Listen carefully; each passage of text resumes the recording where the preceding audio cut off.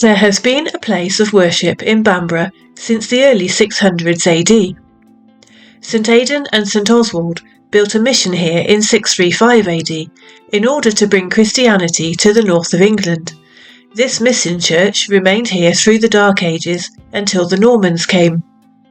In the early 13th century, a cell of Augustinians from the monastery of St Oswald at Nostell in Yorkshire formed a monastery church here. This church continued until King Henry VIII ordered the dissolution of all monasteries in the 1500s, after which it became the parish church that is still here today.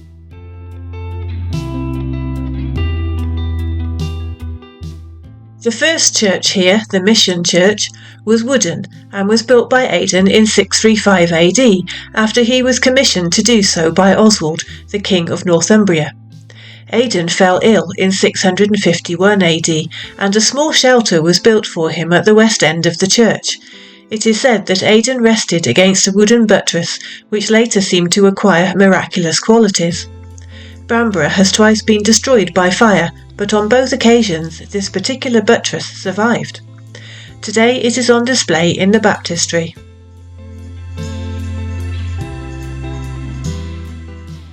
Little is known of this church during the Vikings' 100-year hold on the country, but when the Normans came in 1066, the little church was still here. King Henry I gave Bamburgh to the Black Canons of the Augustinian monastery of Nostell in 1121 AD on the proviso that they didn't occupy it until its Benedictine priest Algar came to the end of his tenure. Algar, however, continued for another 50 years, so the Augustinians didn't inherit Bamburgh until 1171, by which time Henry II was king, and he had gifted it to his clerk. Even though they didn't have tenure, it's thought that the Augustinians helped to fund the replacement of the original wooden church with a Norman stone church sometime after 1170. In 1204, King John gifted it to two different men on the same day, and in 1215 he granted Advowson to Nostell at the same time as appointing Stephen de Fossa Nova as priest. John also established a Dominican monastery in Bamburgh as well as a nunnery. In 1221 the matter was submitted to the Pope for settlement.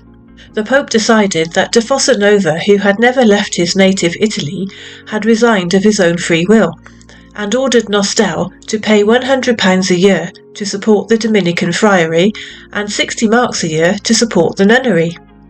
Henry III was now king and appointed his own chaplain. Pressure forced him to revoke his decision, as he granted Bamburgh to the Augustinians, but it wasn't until Edward I came to the throne in 1272 that the Augustinians finally moved in, 150 years after first inheriting it.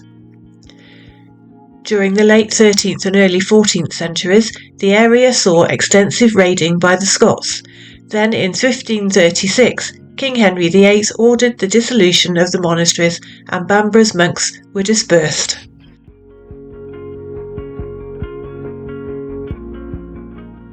St Aidan's emerged as an inauspicious parish church. Henry VIII had sold the lands to John Forster, however the church was seemingly without a vicar and left to ruin. In 1611 action was taken against the wardens because of its poor condition.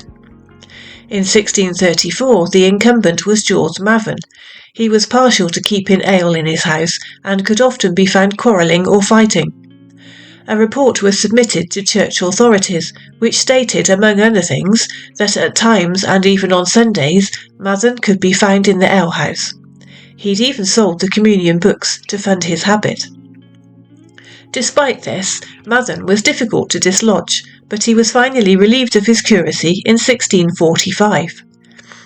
From the mid-1700s, the Sharp family dominated Bamburgh. John Sharp had been Archbishop of York at the end of the 17th century, and Thomas Sharp became Bamburgh's first perpetual curate in 1757. The Sharps repaired the church and set up a school for orphan girls. In the early 1800s, a coffin filled with sawdust was found in the chancel. It was speculated that a mock funeral had taken place, presumably for Tom Forster, as he'd been secretly smuggled away to France. In 1837, rotten floorboards were being removed. They revealed a crypt which contained 5 members of the Forster family. They were relaid to rest under the present-day stone slabs. In the 1800s, the church was fully renovated. The chancel windows were glazed in 1847 with a beautiful depiction of the 12 Apostles, a gift from the Netherlands. The restorations were completed by the early 1900s.